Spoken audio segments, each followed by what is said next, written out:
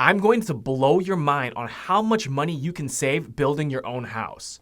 Yes, even in today's economy, with inflation and everything being overpriced, you'd be surprised at how cheap it actually can be to build a house. So if you're thinking about building a house this year or next year, make sure to take notes on this video. Today, we're breaking down the entire process and all the costs, from the land, the soft costs and permitting, to the actual build itself.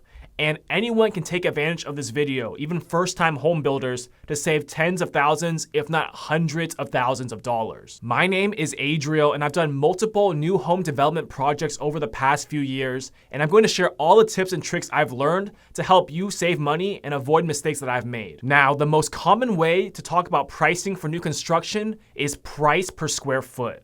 And the national average is anywhere between $150 per square foot to $400 per square foot, depending on where you are in the country. Now here in Texas, where I'm located, it's a lot cheaper than the rest of the country, as we have cheaper labor and materials. In Texas, you're looking at anywhere from $100 to $250 per square foot. And that range is so wide because it really depends on what you want to build. That lower end is for basic builder-grade homes, while that higher end is for luxury custom homes. First, of course, is acquiring the land. And the cost of land will really vary wildly depending on where you are in the country. To get an idea of land costs in your area, just go online to Zillow and browse listings for lots and see how much they're selling for. For this video, I'm going to break down all the costs in my area, which is Houston, Texas. And even then, the cost will vary a lot depending on what neighborhood you're in for land. I'll also go over my latest project, a 5-home development project near downtown Houston, so you guys can get actual real numbers. For that project, I bought the land for $200,000, and I split it into 5 individual lots to build 5 homes. So the cost of land per house was on average $40,000. Now, the first thing you want to do after you have the land you want to buy in mind is to get a survey. But not just any regular survey. You see, most home transactions when you're buying or selling a house, you just get a standard boundary survey of the lot. But for new construction, you want an existing conditions survey. And this survey is more detailed and shows all the structures or big trees on the lot and easements around the lot on the outside as well. This is needed to see where exactly everything is on and around the lot to make sure you can build the houses where you want to build them. Now, this survey can run anywhere from $900 to $2,500, depending on the size and conditions of the lot. For my latest 5-home project, I paid $1,800 for the survey. Now, the next step, if you want to build multiple homes, is to subdivide the land. And here in Texas, we call it a replat. So if you're just trying to build one custom home, your personal home, you can ignore this part.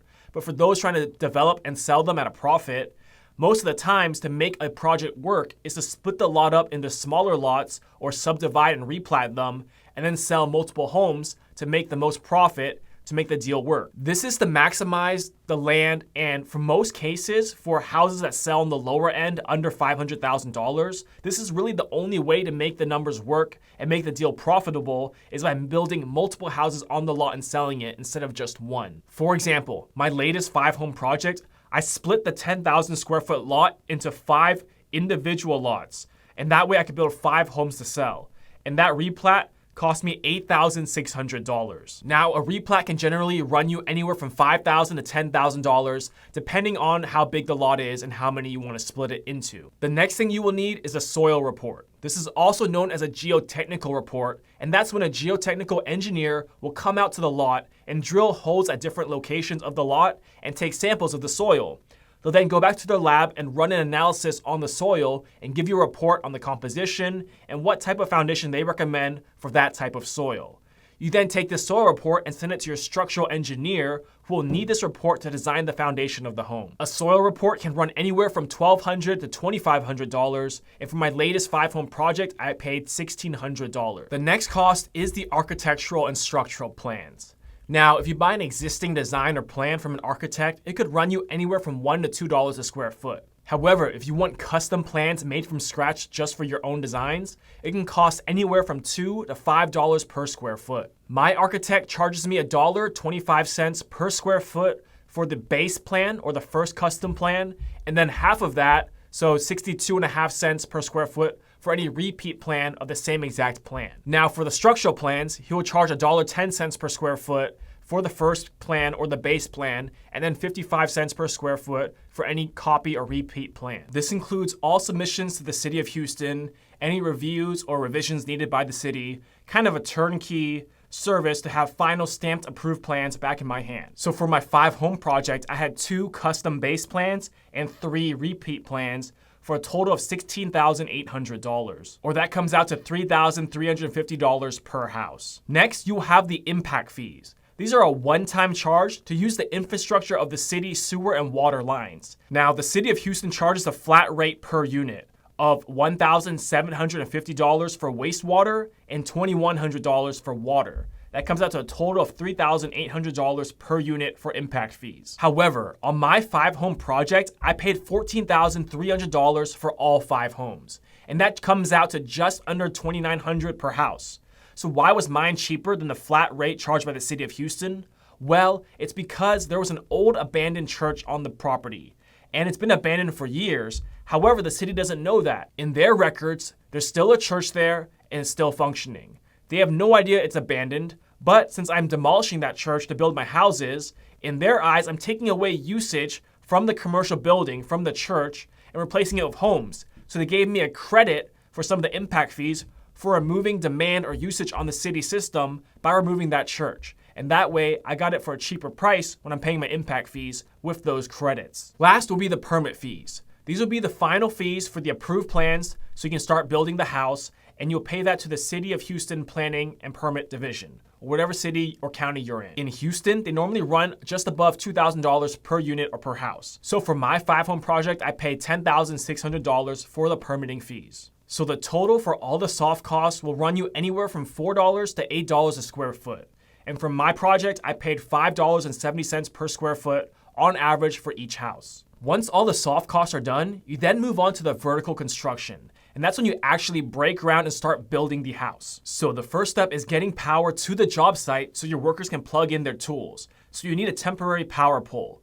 And that can cost anywhere from $500 to $2,000, depending where the utilities are located on your lot. After that, they will clear the land of any structures or trees in the way and start doing dirt work to get the level and the grading of the lot to the right height before starting on the foundation. After that, the foundation company will set the forms or a wood outline of where they'll pour the foundation. After they set the forms, you'll get a form survey where a surveyor comes back out and double checks that the forms for the foundation of the home is exactly where it needs to be based on the plans. This is important because you want to double check and verify that before you pour the concrete, as it's impossible to move the foundation afterwards. Once that is confirmed, the foundation company will begin trenching the foundation, and once the trenches are there, then your plumber and electrician can come in and run all the undergrounds to the house for the sewer and electrical wires. The plumber will also connect the sewer tap and water taps to the home.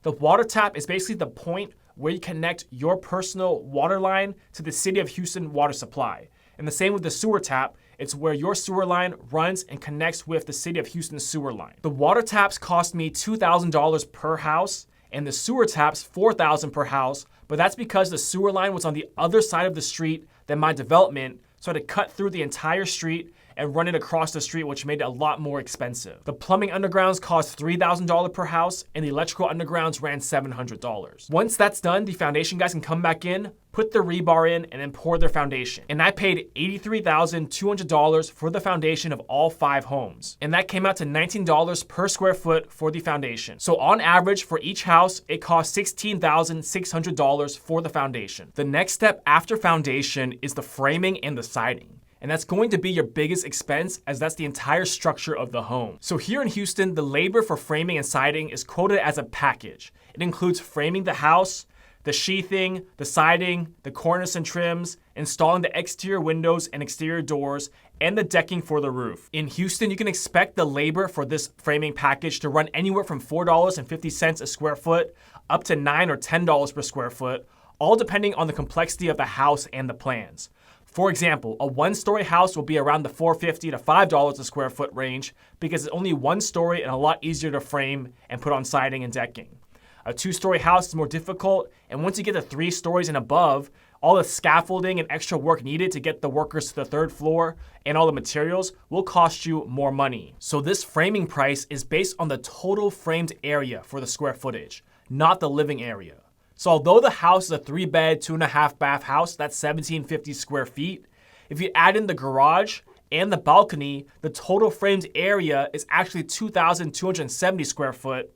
So their labor price per square foot is multiplied by this total framed area square footage. So for my 2-story home, they charged me $6.50 per square foot for the labor for framing package. And if you multiply that out to 2,270 square foot, my framing price for just the labor came out to just under $15,000. Now on the material side, the lumber package will be quite expensive. For my 5-home project, I paid $100,000 for the lumber material and $30,000 for the trusses. The siding material cost $64,000. The windows ran $46,000, and the exterior doors ran just under $10,000. For the roof, my roofer charged me $4,400 for the labor, and the materials ran $13,000. So if we average out the material costs per house, each house cost roughly $20,000 in lumber material, $6,000 in trusses, $13,000 in siding, and about $9,000 in windows. Now the roof, labor, and material for each house was just under $3,500. Keep in mind, all these materials are for builder grade, the most economical option for these spec homes.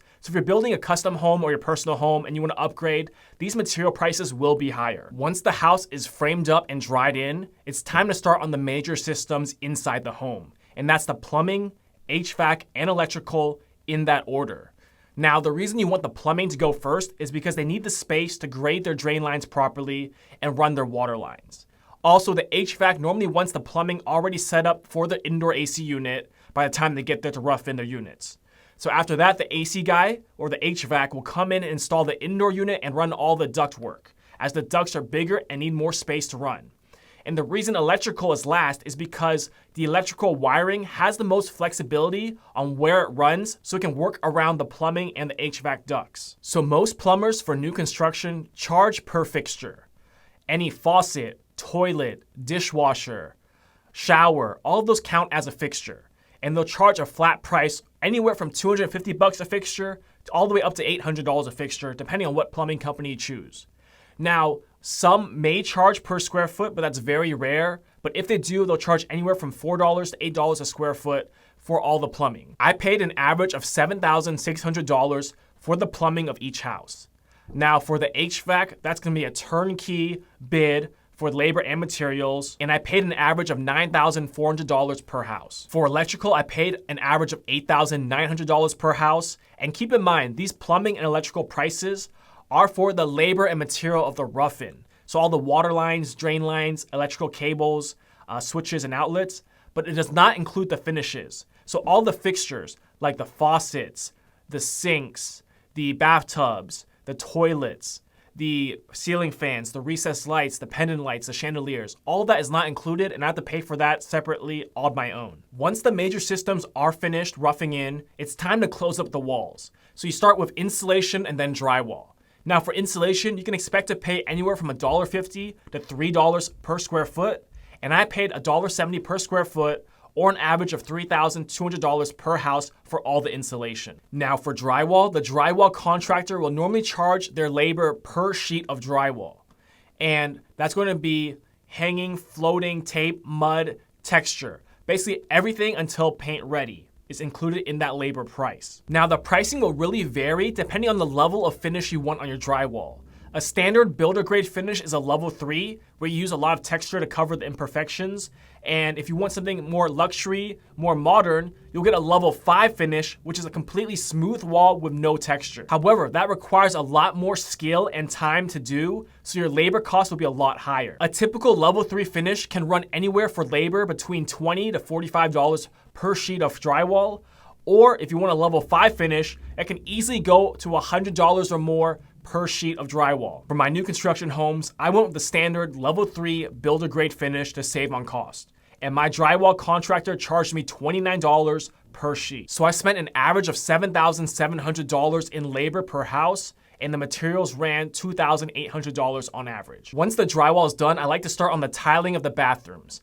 And your tile contractor will charge you anywhere from $2 to $8 a square foot for labor, depending on the complexity of the job. And for materials, it's such a wide range. You can get basic builder grade cheap shower tile for about $1 a square foot, or it can range up to $10, $15 a square foot for the super high-end luxury tile. I paid $4,200 per house in labor for tiling, and each house had 3 bathrooms. Now, my material cost was higher as I had entire accent walls of tile in the primary bathroom and in the powder room, and my materials ran $4,600 per house. While the bathroom is being tiled, you can work on the kitchen cabinets, the doors, and the trim at the same time. Most carpenters in Houston will charge anywhere between 80 cents a square foot up to $3 a square foot for the labor for the carpentry of the house. That includes items like installing the cabinets, the doors, the door casings, the window trim, the baseboards, etc. I paid $13,000 per house for the doors and trim, $3,300 per house for the cabinets, and $6,300 per house for the quartz countertops. Now for painting inside and outside the house, turnkey labor and materials, it'll run you anywhere from $3 to $8 a square foot for the entire job. Of course, the quality of the material you use for the paint will vary wildly in the pricing for the materials.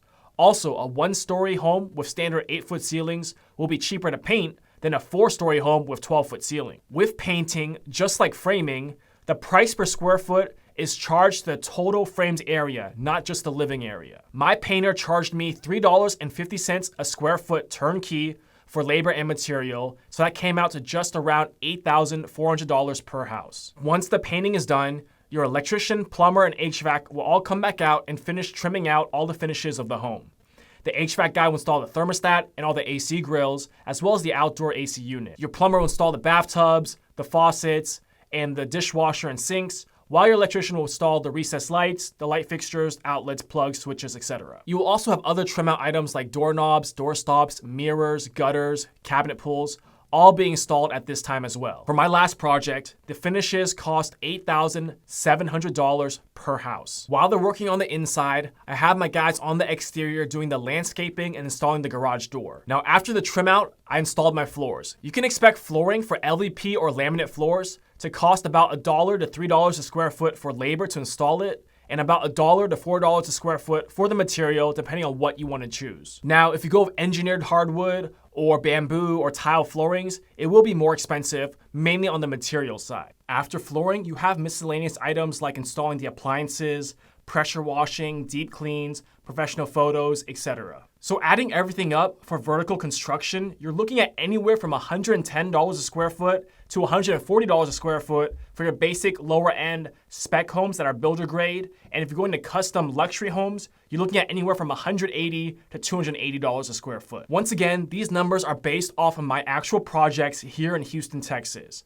Of course, where you live and how nice of a house you want to build will definitely change and affect the prices, but I hope this gives you a ballpark idea of what the costs are when building a home. The key to getting good pricing is to use subcontractors that work on spec homes that do a lot of volume, so they give you bulk discounts on their pricing, compared to a custom home builder who will charge you a premium for each line item. In general, the South and the Midwest will be cheaper to build compared to the coastal states like California and New York, where they have much higher labor and material prices, as well as a lot more regulations and red tape. Also, keep in mind this doesn't factor in their construction loan costs.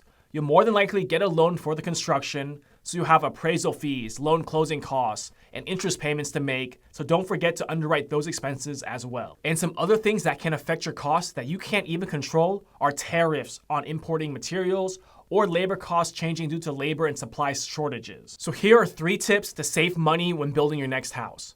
1, don't find a builder on Google. You're probably gonna find luxury custom home builders when you search on Google. You need to find local builders that build spec homes or do a lot of volume, because their subcontractors will give them the best pricing for a lot of repeat work. Second, choose standard sizes. Choose standard window and door sizes, and other finishes can make a huge difference.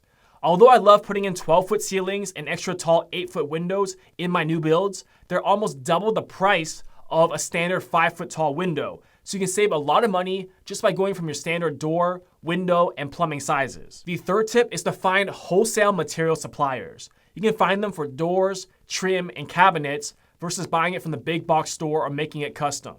For example, prefab quartz and ready to assemble cabinets will save you a lot of money over custom wood cabinets and raw quartz slabs being custom fabricated to your kitchen. So there you have it. These are the costs to build a home in 2025, coming from someone that's actually building them right now. So if you're planning to build a home this year or next year, I hope these costs give you an idea of what to expect when you go and do your project. If you found this breakdown helpful, please like the video and subscribe for more real estate content like this. And comment down below if you have any more questions or your own home building experience.